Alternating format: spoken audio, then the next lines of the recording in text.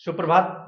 हमारे हिंदी पाठक सुप्रभात दोस्तों। आज आपके समक्ष दोस्तों आदिकाल से बहुत ही बेहतरीन और अच्छे प्रश्नोत्तरी, ज्यादा नहीं 10 से 12 क्वेश्चन होंगे और इसको हम सॉल्व करते हैं दोस्तों बिना किसी समय को नुकसान किए हुए। दोस्तों अब इसी तरह के प्रश्न आयोग इसकी खुदाई करेगा, क्योंकि जो रनिंग प्रश्न है वह सब हो चुके हैं। इसी प्रकार से देखो मैंने किस प्रकार से प्रश्नों को बनाया है, ध्यान दीजिएगा दोस्तों। हिंदी नवरत्न में कवियों का सही क्रम आपको सुमेलित करना है। हिंदी नवरत्न में कवियों का सही क्रम दोस्तों, अब इसी प्रकार से प्रश्नों को खोद खोद करके हमको और तुमको पढ़ना है। ध्यान दीजिए, आयोग इसी प्रकार के प्रश्नों को पूछेगा, क्योंकि जो रनिंग क्वेश्चन है वो लगभग हो चुके हैं, तो प्रश्नों के साथ मेहनत करनी है। ध्यान दीजिए, यहाँ पर हिंदी नवरत्न, नवरत्न क्या है? हिंदी नवरत्न का जो संपादन हुआ था 1910 में हुआ था, आपको बता दे रहे हैं। हिंदी नवरत्न का संपादन 1910 में हुआ था। किसने किया था? मिश्र बंधुओं ने। मिश्र बंधुओं ने किया था। 3 लोग थे दोस्तों, नाम आपको कमेंट के माध्यम से बताना है। 3 लोग कौन कौन थे दोस्तों? कमेंट के माध्यम से। चलो आते हैं हिंदी नवरत्न में कवियों का सही क्रम दोस्तों। चारों विकल्प को पढ़िए। समय आपको दे रहे हैं लगभग 20 सेकंड का, 20 सेकंड का समय दे रहे हैं दोस्तों, लेकिन विकल्प आपको पढ़ना है। विकल्प आपको पढ़ना है। हिंदी नवरत्न 1910, हिंदी नवरत्न 1910 में इसकी जो है इसकी लिखा गया था। ठीक है, तो सही क्रम आपको करना है दोस्तों। 4 यहाँ पर लिखे गए हैं और हिंदी नवरत्न में 9 कवियों का समूह है। कितने? 9 कवियों का, इसीलिए इसका नाम ही है नवरत्न। इन 9 कवियों का समूह है। 4 तो यहाँ दिए गए हैं, 5 और जोड़ना है दोस्तों। तो जिन्होंने डी ऑप्शन किया है बिल्कुल, जो सॉरी जिन्होंने ए ऑप्शन किया है बिल्कुल राइट है। कौन कौन कवि दोस्तों इसमें और हैं? भूषण, केशव और मतीराम। इसी में बढ़ा देते हैं। कौन है? भूषण, केशव, भूषण, केशव और मतीराम। कौन है? मतीराम।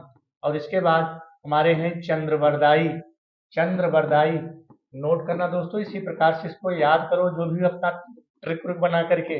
और ये कौन है? भारतेंदु। भारतेंदु, यही हमारे क्या हो गए? नवरत्न के 9 कवि हो गए।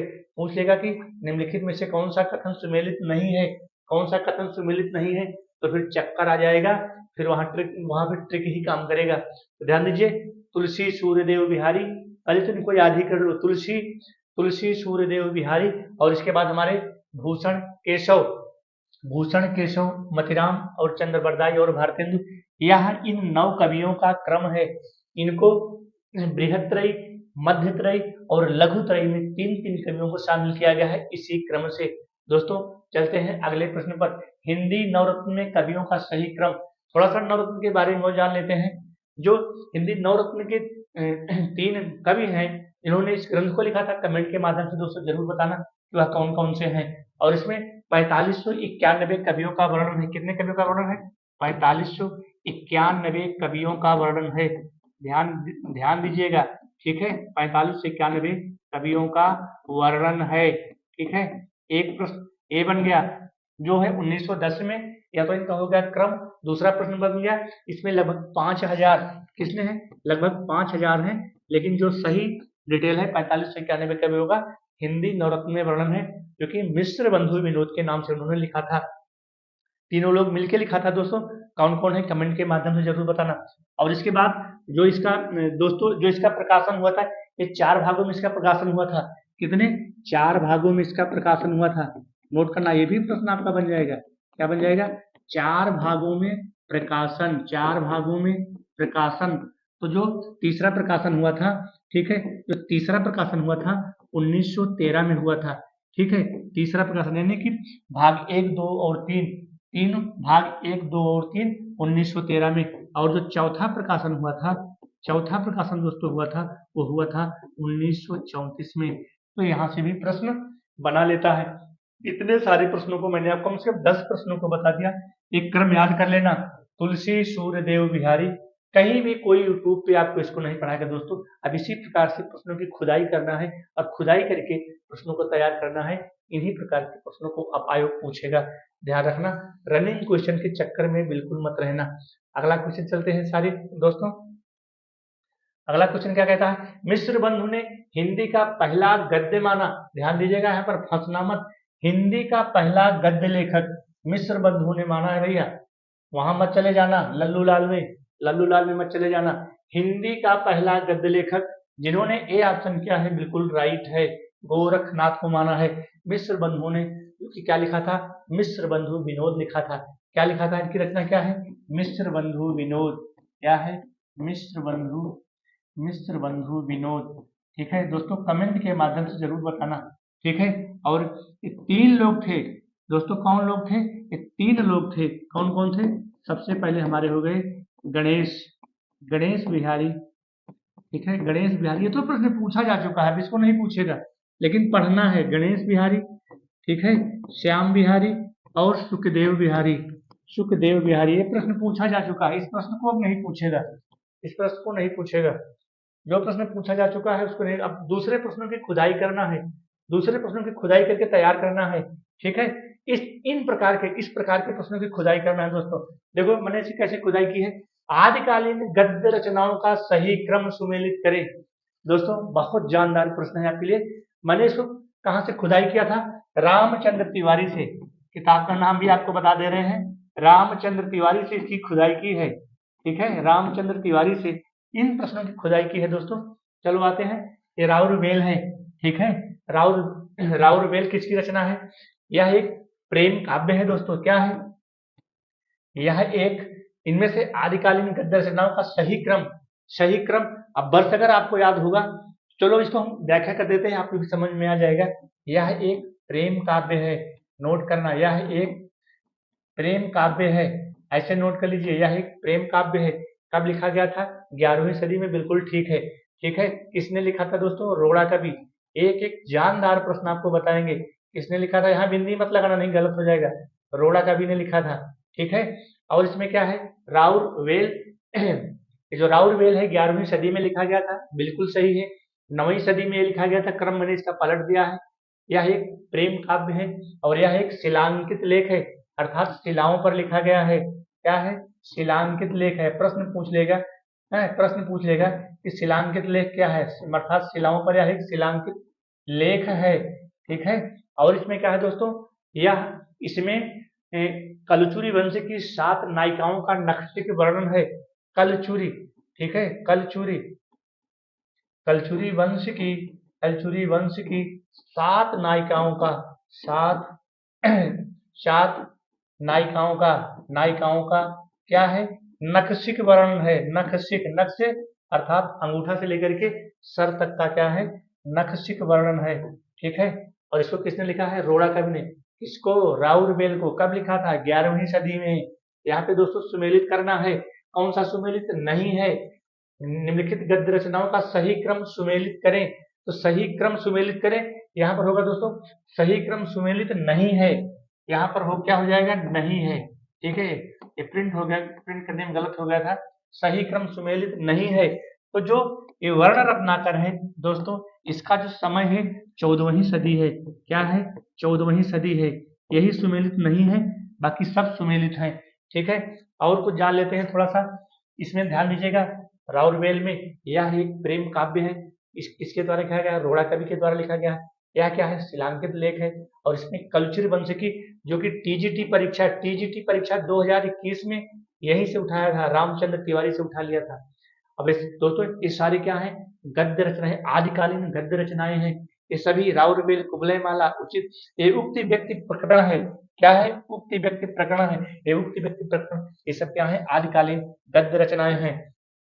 चलो देख लेते हैं, कुवलयमाला को किसने लिखा है, कुवलयमाला को लिखा है उद्योतन शूरी ने लिखा है। कौन लिखा है, उद्योतन शूरी, उद्योतन, ठीक है, उद्योतन शूरी, इसको नोट करिएगा, उद्योतन शूरी ने लिखा है, किसको, कुवलयमाला को। और इसका 9वीं सदी बिल्कुल राइट है। और ये क्या है, उक्ति व्यक्ति प्रकरण है, ये क्या है, उक्ति व्यक्ति प्रकरण है, इसको किसने लिखा है, उक्ति व्यक्ति प्रकरण, प्रकरण को लिखा है ये महाराज गोविंद। दोस्तों कौन है, ये महाराज गोविंद है, ये महाराज गोविंद है। और इनके सभा पंडित, पूछ लेगा कि मतलब उक्ति व्यक्ति प्रकरण के सभा पंडित कौन है, तो महाराज गोविंद के सभा पंडित दामोदर शर्मा। ठीक है, कौन है, दामोदर, क्या है, दामोदर शर्मा के द्वारा लिखा गया है भैया ये। क्या, उक्ति व्यक्ति प्रकरण, और क्या है, ये व्याकरण ग्रंथ है।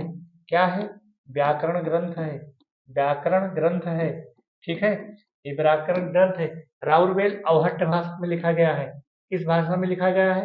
अवहट्ट भाषा में। ध्यान दीजिए, किसकी भाषा? अवहट्ट है।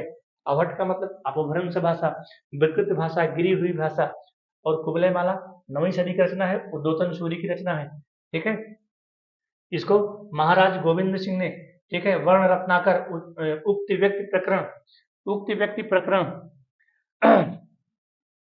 चलो इसको देख लेते हैं भाई। वर्ण रत्नाकर 14वीं सदी की रचना है। ठीक है, ये 14वीं सदी की रचना है।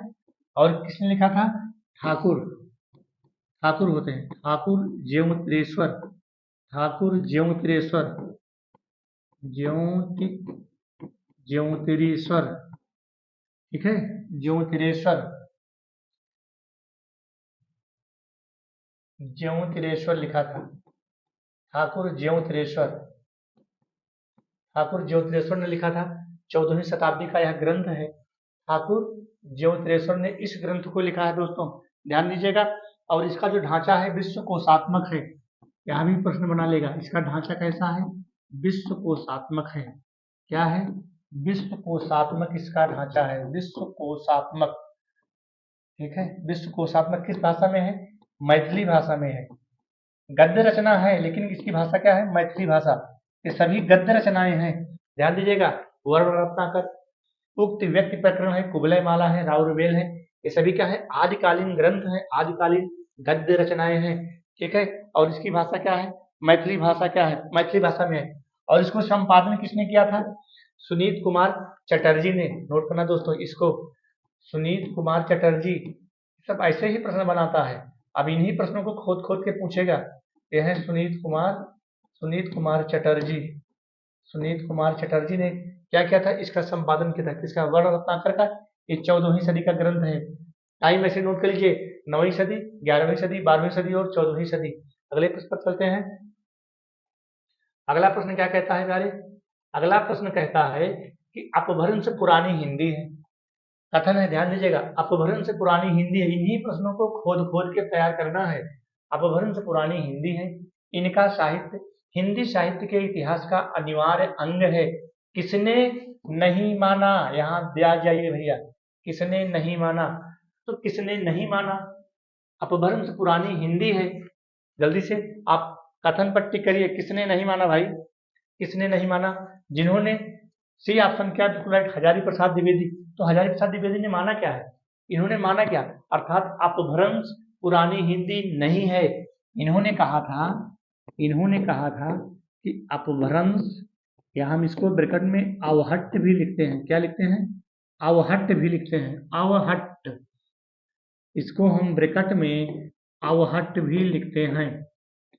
ठीक है, यानी कि अपभ्रंश पुरानी हिंदी, अपभ्रंश पुरानी हिंदी नहीं है, ये ऐसा मानते हैं। ठीक है, कौन? हजारी प्रसाद द्विवेदी। और यह तीनों लोग जो हमारे राहुल सांस्कृत्यायन हैं, और जो हमारे गुलेरी हैं, चंद्रधर शर्मा गुलेरी, और जो रामचंद्र शुक्ल हैं, यह तीनों लोग मानते हैं कि अपभ्रंश पुरानी हिंदी है। स्टेटमेंट्स को ध्यान दीजिएगा, बच्चन सिंह की किताब से पेज नंबर 22 पर, अगर जिसको डाउट हो पढ़ लीजिएगा। बच्चन सिंह का दूसरा इतिहास पेज नंबर 22। मैंने कि अपभ्रंश पुरानी हिंदी है, इन तीनों लोगों ने माना था। अब प्रश्न बना लेगा कि किसके अनुसार अपभ्रंश पुरानी हिंदी नहीं है, तो मैंने ऐसे ही तो बनाया कि राहुल सांस्कृत्यायन गुलेरी और रामचंद्र शुक्ल ने माना है कि अपभ्रंश पुरानी हिंदी है। लेकिन हजारी प्रसाद द्विवेदी ने नहीं माना। इन्होंने माना क्या? अपभ्रंश पुरानी हिंदी नहीं है, अपभ्रंश पुरानी हिंदी नहीं है। इस प्रकार से दोस्तों आप प्रश्नों की खुदाई कर करके ऐसे पढ़ना है, तभी गाड़ी चलने वाली है। अगला प्रश्न है अपभ्रंश, वही प्रश्न आ गया, अपभ्रंश हिंदी नहीं है, किसने माना? दोस्तों किसने माना? हजारी प्रसाद द्विवेदी ने। अभी से पहले मैंने आपको बताया था, अपभ्रंश या अवहट्ट हिंदी नहीं है, किसने नहीं माना? किसने नहीं माना? ठीक है, और तो इन्होंने क्या माना भाई? व्याकरणिक दृष्टि से रामविलास शर्मा ने क्या माना? व्याकरणिक दृष्टि से अपभ्रंश, व्याकरणिक दृष्टि से अपभ्रंश जो है वह हिंदी से भिन्न है। अपभ्रंश जो है वह हिंदी से हिंदी से भिन्न है। ध्यान दीजिएगा, व्याकरणिक दृष्टि से हिंदी व्याकरणिक दृष्टि से अपभ्रंश हिंदी से भिन्न है। यहाँ पर ये भी प्रश्न बन जाएगा। भिन्न, ये सब दोस्तों स्टेटमेंट हैं, ये सब स्टेटमेंट्स हैं। बच्चन सिंह का दूसरा इतिहास पेज नंबर 22-23 पर आप पढ़ सकते हैं। तो रामविलास शर्मा का स्टेटमेंट है, ठीक है। व्याकरणिक दृष्टि से अपभ्रंश हिंदी से भिन्न है, हिंदी से भिन्न है। अपभ्रंश अवहट्ट या हिंदी नहीं है, किसने माना? हजारी प्रसाद द्विवेदी, ठीक है। किसने माना? हजारी प्रसाद द्विवेदी ने, क्योंकि इन्होंने 1940 में हिंदी साहित्य का आदिकाल और हिंदी साहित्य की भूमिका भी लिखा है। हिंदी साहित्य का आदिकाल और हिंदी साहित्य की भूमिका भी लिखा है। और आचार्य आर.सी. शुक्ला ने क्या लिखा है? 1929 में लिखा है हिंदी साहित्य का इतिहास और हिंदी शब्द सागर, ठीक है। और गुलेरी है, एक गुलेरी ने क्या माना था? वो मतलब अपभ्रंश को इन्होंने, गुलेरी ने किस माना था? कोई अपभ्रंश कवि का माना था। चलते हैं अगले पेज पर दोस्तों। अगला क्वेश्चन देखते हैं, बहुत बेहतरीन श्रृंखला है। राम कुमार वर्मा के अनुसार, यहाँ थोड़ा सा टाइप करने में गलत हुआ है, यहाँ ध्यान दीजिएगा दोस्तों। ये क्या है? राम कुमार वर्मा के अनुसार, राम कुमार वर्मा, ये राम कुमार वर्मा है और यह है नाथों का नाम नहीं है, ठीक है। ये नाथों का नाम, नाथ तो जानते हो ना, नाथ संप्रदाय, सिद्ध संप्रदाय, जैन संप्रदाय, नाथ संप्रदाय, लौकिक साहित्य जो आपको आदिकाल में पढ़ने के लिए मिलेगा। राम कुमार वर्मा के अनुसार नाथों का नाम नहीं है। तो नाथों का नाम यह है मछिंद्र नाथ। ये कौन है? मछिंद्र नाथ, नोट करिएगा, ये है मछिंद्र नाथ। मछिंद्र नाथ ये कौन है भैया? एक गुरु परंपरा में आते हैं मछिंद्र नाथ, बाकी सारे लोग हैं, इसमें 9 लोग हैं। राम कुमार वर्मा के अनुसार इसमें जो है आदिनाथ है, चरपन नाथ है, ज्वालेंद्र नाथ है, इसमें दोस्तों 9 लोग हैं, ठीक है। 9 लोगों की इनकी मंडली है। अगला क्वेश्चन है, निम्नलिखित में से ज्यों त्रिश्वर ठाकुर की रचना होगी। इसको पहले भी बताया था। ज्यों त्रिश्वर ठाकुर की रचना क्या है? जिन्होंने डी ऑप्शन किया है बिल्कुल राइट है। वर्ण रत्नाकर कब हुआ था? 14वीं सदी में। कब हुआ था? कब रचना हुई थी? 14वीं सदी में, ठीक है। वर्ण रत्नाकर जो है, वर्ण रत्नाकर की रचना कब हुई थी? 14वीं सदी में, इसको ध्यान दीजिएगा। और इसके बाद जो है इसके ज्योतिश्वर ठाकुर ने इसकी रचना की थी। और यह किस भाषा में है? मैथिली भाषा में लिखा गया है। किस भाषा में है? मैथिली भाषा में लिखा गया है। इसको भी ध्यान करना। और कीर्ति पताका है, कीर्ति लता है, भूपत्रिमा है। यह रचनाएं किसकी है? यह रचनाएं हैं, यह रचनाएं किसकी हैं भाई? यह रचनाएं किसकी हैं? यह है विद्यापति ठाकुर की। किसकी है? विद्यापति, ये विद्यापति ठाकुर हैं, ठीक है। विद्यापति ठाकुर हैं, यानी कि 1380 हम इसको मान सकते हैं, 14वीं सदी भी मान सकते हैं, 14वीं सदी, ठीक है। 14वीं सदी। इनकी और रचनाएं हैं, गोरक्ष विजय है, क्या है? बहुत इंपॉर्टेंट रचना है, गोरक्ष विजय, हाँ। और भू परिक्रमा, ठीक है। भू परिक्रमा भी नोट कर सकते हैं, ठीक है। भू परिक्रमा। कीर्तिलता में राजा कीर्ति सिंह का वर्णन है, कीर्तिलता में राजा कीर्ति सिंह का वर्णन है।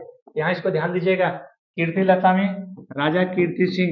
ये सब प्रश्न ही हैं, ये सब प्रश्न है, ऐसे ही प्रश्न बनाएगा खोद के।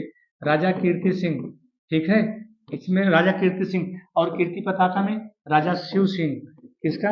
राजा शिव सिंह। ये राजा शिव सिंह के मतलब आश्रित कवि, दरबारी कवि थे राजा शिव सिंह।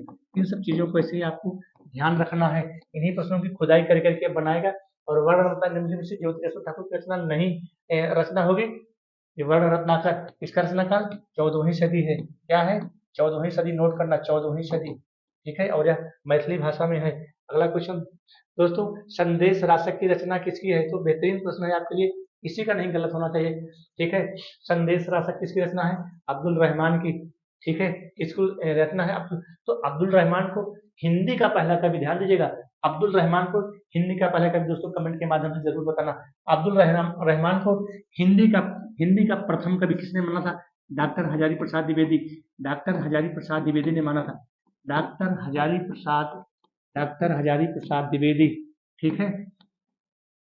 डॉक्टर हजारी प्रसाद, अब्दुल रहमान को। और इनकी रचना क्या है? इनकी रचना क्या है दोस्तों? संदेश राशक। क्या है? संदेश राशक इनकी रचना है। संदेश राशक इनकी रचना है। इसमें 6 ऋतुओं का वर्णन है। कितनी? 6 ऋतुओं का। आप यहीं से प्रश्न की खुदाई करेगा आयोग, दोस्तों प्रश्न की खुदाई यहीं से करेगा आयोग, क्योंकि बाकी सारी चीजें हो चुकी हैं। ये अब्दुल रहमान को पहला कवि किसे माना? डॉक्टर हरिप्रसाद प्रसाद द्विवेदी ने। इनकी रचना क्या है? संदेश राशक, संदेश राशक, ठीक है। और इसमें कितनी ऋतुओं का वर्णन है? 6 ऋतुओं का वर्णन है। कितनी ऋतुओं का वर्णन है? 6 ऋतुओं का इसमें वर्णन है, ठीक है। हाँ, इसमें 6 ऋतुओं का वर्णन है। और जो इसकी भाषा है वो अवहट्ट है, सॉरी, इसकी भाषा क्या है? मैथिली है। क्या है इसकी भाषा? क्या है? हाँ, मैथिली भाषा है। अब्दुल रहमान मैथिली भाषा है। क्या है? मैथिली भाषा है, ठीक है। इसको ध्यान दीजिएगा। इसमें 6 ऋतुओं का वर्णन है और ये संदेश राशक अब्दुल रहमान की रचना है। चंद्रबरदाई को देख लेते हैं। चंद्रबरदाई कौन है भैया? चंद्रबरदाई को जान ही रहे हो, पृथ्वीराज रासो। क्या है? पृथ्वीराज, पृथ्वीराज रासो। पृथ्वीराज रासो क्या है? ग्रंथ है, पृथ्वीराज रासो। राइटिंग नहीं बनती है दोस्तों मेरी। पृथ्वीराज, पृथ्वीराज रासो, ठीक है। पृथ्वीराज रासो। इसमें लगभग 10,000 छंद है। कितने छंद है? 10,000 छंद है। और इसमें कितने समय है? 69 समय है। कितने समय है? 69 समय, या फिर खंड इसको भी बोलते हैं। क्या बोलते हैं? खंड। चंद्रबरदाई का है पृथ्वीराज रासो। हाँ, 4 बांस 24 गज, 4 बांस 24 गज, अंगुल अष्ट प्रमाण। जब उसको लेके चले गए थे ना पृथ्वीराज को, वो महमूद गजनवी, तो जब गया था तो वही तो बोला था, ये दोहा बोला था कि 4 बांस 24 गज है और अंगुल अष्ट प्रमाण, ता ऊपर सुल्तान है, मत चूको चौहान। इस प्रकार से गया था, मारे थे पृथ्वीराज चौहान बाण को, सुल्तान मर गया था, फिर एक दूसरे ने अपने की आत्महत्या कर ली। विद्यापति को जान ही रहे हो, ठीक है। विद्यापति कीर्ति पताका, कीर्ति लता और सब क्या है, इन्होंने मैथिली में भी लिखा है और अवहट्ट में भी रचनाओं को लिखा है, ठीक है। रोड़ा कवि को आपको पहले ही बता दिया। अगले क्वेश्चन पर चलते हैं। रोड़ा कवि पृथ्वीराज रासो में कितने समय है? इसके पहले आपको बता दिया था 69 समय है, ठीक है। उपदेश रसायन, उपदेश रसायन रास के रचनाकार, उपदेश रसायन रास के रचनाकार, जिन्होंने ए ऑप्शन किया है बिल्कुल राइट है, जिन दत्त सूरी। जिन दत्त सूरी। शालीभद्र सूरी का क्या है दोस्तों? भरतेश्वर बाहुबली। क्या है? भरतेश्वर बाहुबली, भरतेश्वर बाहुबली क्या है? इनकी रचना है, भरतेश्वर बाहुबली इनकी रचना है, शालीभद्र सूरी की। अब्दुल रहमान का बता ही दिया। संदेश राशक, उसमें 6 ऋतुओं का वर्णन है। विद्यापति की रचना आपको बता ही दिया, क्या है? कीर्ति लता है, कीर्ति पताका है और भूपक्रमा है, गोरक्ष विजय है, और भी इनकी रचनाएं हैं। इस प्रकार से ये मेरी 10 प्रश्नों की आज श्रृंखला रही। ताकि दोस्तों, क्योंकि बड़ा वीडियो नहीं बनाते हैं, इसके पहले हम कल फिर आपको अपलोड करेंगे। धन्यवाद।